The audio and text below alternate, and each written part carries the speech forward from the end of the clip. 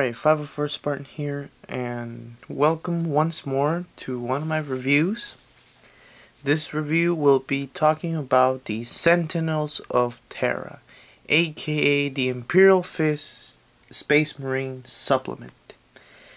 Now I have a lot of stuff to say, so this video will be kind of long and hopefully a little informative, and also this is all biased. This is my opinion on this.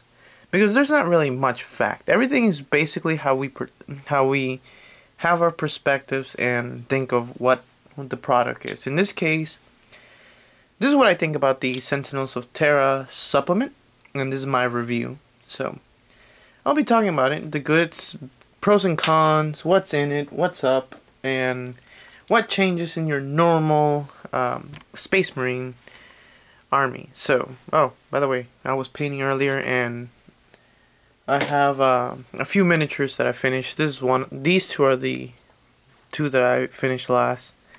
The last two models I painted. I don't know why, but this guy is very dark. I really like it like that. It's like super dark.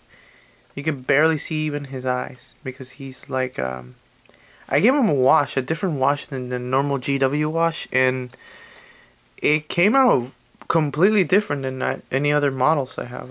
It looks like I painted it and then dried it in the sun, because I have a similar model like him that I painted, and like this I painted outside, and it looks completely. This is a Pedro Cantor equivalent on my entire Space Marine army.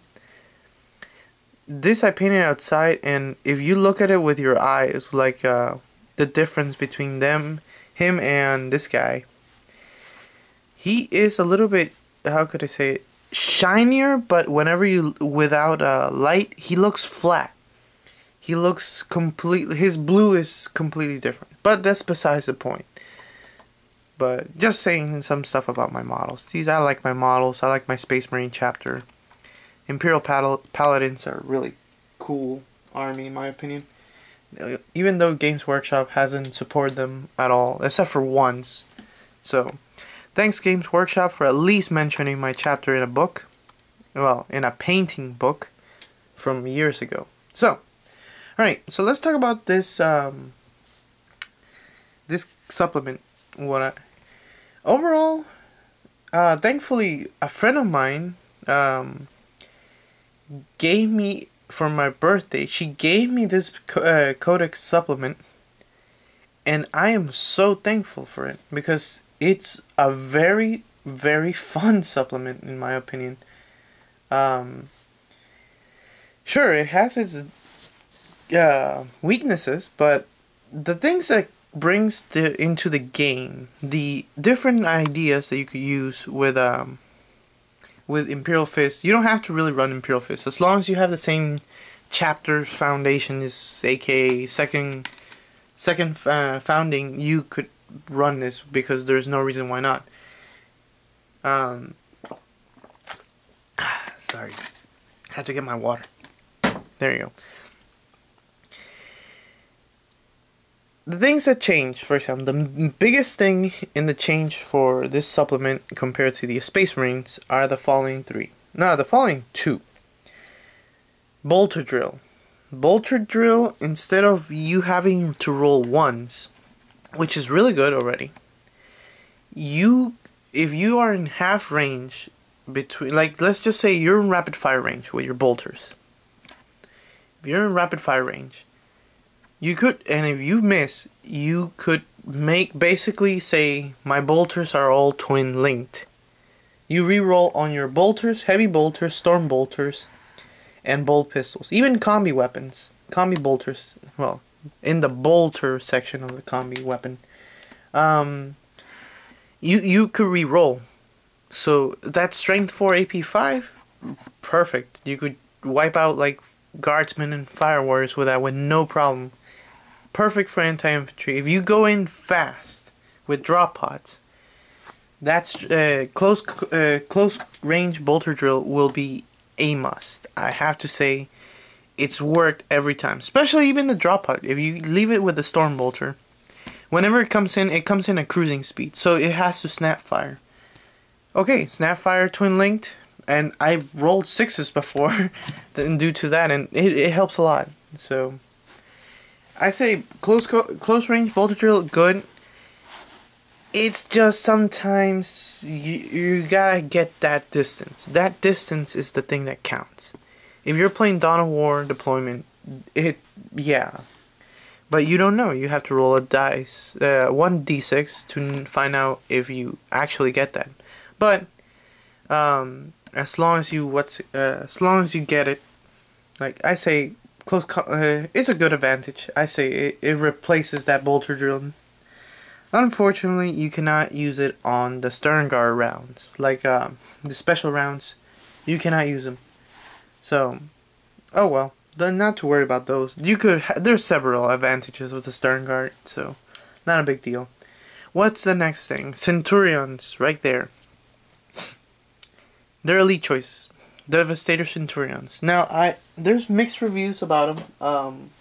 Personally, I really like the Centurions. They recover their points every single time that I play them.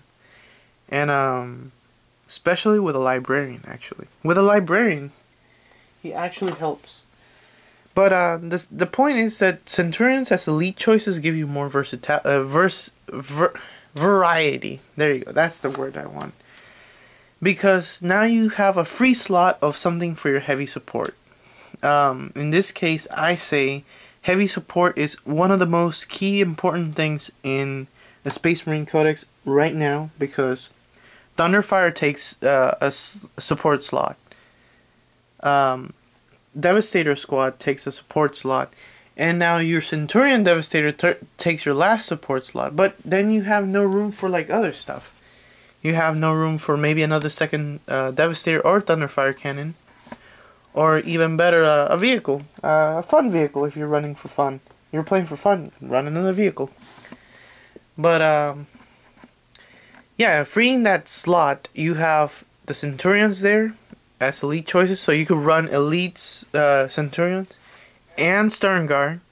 So you have 2 Stern Guard squads and 1 Centurion Devastator squads. Boom! You could just go there quickly into battle. Well, these guys are gonna be a little bit slow, but you could always run the Storm Raven. Storm Raven is nice. I mean, it's not competitive, but it's fun. It's a fun arm. It's a fun thing to use. All right. So next thing. What else? The other Centurions, which I don't really like talking about them. Assault Centurions. Ironically, they're fast attack units. You could use them as fast attack units. Why? I got no damn clue. I just know they're fast attack. I will never run them ever again. I only ran them once. Not running them again. They're slow. They will get shot easily, and they will never cross the field.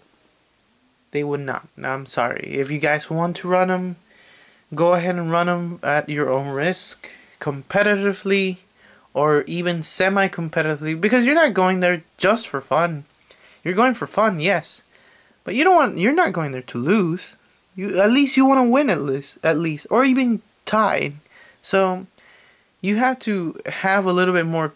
I want to say common sense.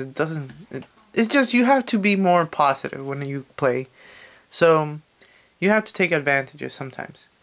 And they don't do their job. The Assault Centurions are bad. So that's, if you guys want to hear about that later on, I have one of my Centurions review. So alright, next thing, Sergeant Garradon.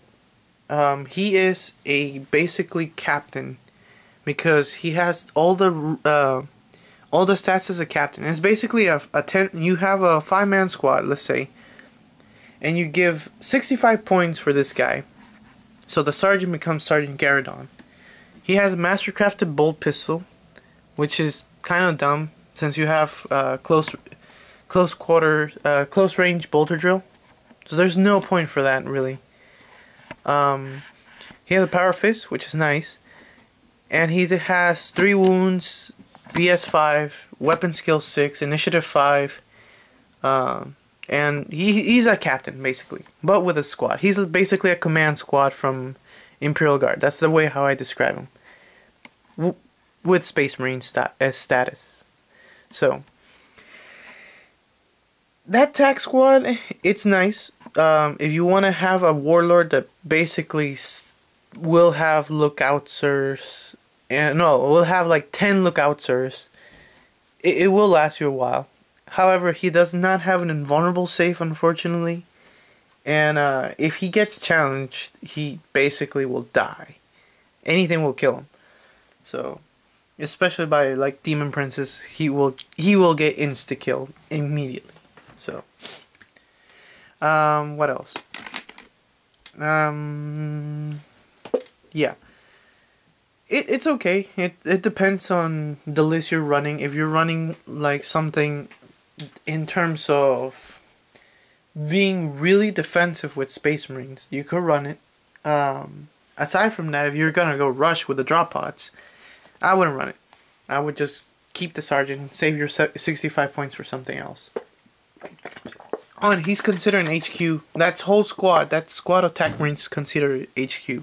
So if you want to like spam even more Space Marines, like 7 squads, I don't know why, but you can.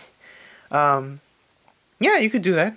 It's a lot of Space Marines. It's a lot of bodies. So many, so much confusion in who's scoring units or not. So that's pretty good, I guess. And that's basically the major changes. Aside from that, the warlord traits are kind of, I would say, a little bit awkward, because some of them, for example, you reroll, you get for example, your warlord gets it will not die. It's okay, I guess. It's, if you lose a wound, okay, good. At least you get something back, hopefully, on a 5-up. You have a nice one. The best one, I think, is number 6 and number 3, in my opinion. Number 6 is your warlord gains orbital bombardment. So if your warlord's already a chapter master, and you roll a 6 on your warlord's trait, you're just basically derpy, because all you do is pie plate, turn 1, pie plate, turn 2, or later on another pie plate. So it is funny. It's hilarious. I would say that's a nice combo. Strength 10, AP 1, like always. That's the orbital bombardment. So yeah. And Wise Commander, which is number 3. As long as the warlord's alive, you can add or subtract from your reserve, from any one of your reserve rolls. So he's basically an astropath. That's what he is, which is not bad. It's not bad. The other ones are kind of dumb. One's against like some bonuses against buildings, and then there's another one that is basically you get counterattack and fearless, which is not really that good right now, because everything's shooty. So, and for the relics, most of the relics don't really do anything. They're cheap, 15, 10 points, some of them, and the best one I could see is the Bones of Osrak, which gives your librarian the ability to reroll fail psychic tests. So if you mess up, like you get perils on double 6s, you get to reroll it, thank God. And the banner's not really good. The Spartan, which is the mastercrafted bolt pistol, I wouldn't take it. There's no point. I would just rather have the normal bolt pistol and then shoot, what's his name? It shoots the strength 4 AP5 shot at half range with close quarters bolter drill, instead of having a mastercrafted. Also ignores cover, but really one shot is not really gonna do anything. So one pistol shot, even you have to get close. So yeah, but that's about it of the actual stuff in the Imperial Fist supplement. It's good. It's you have way more options than you had before. Like you could even combine stuff like Shield Eternal with some other stuff here. What I do is basically I give my dude Bones of Osrak and on my librarian, because the librarian is a cheap model. He is only 65 points. So giving him that and the Shield Eternal, you have really no way how to like lose your psychic your psychic test. And also your Eternal Warrior, 3 up invulnerable save and 3 up armor save. Yeah, you're good. You're good to go. And if you get Gates of Infinity luck, if you're lucky, which happens to me a lot, you move these guys and they will just devastate anything on the field.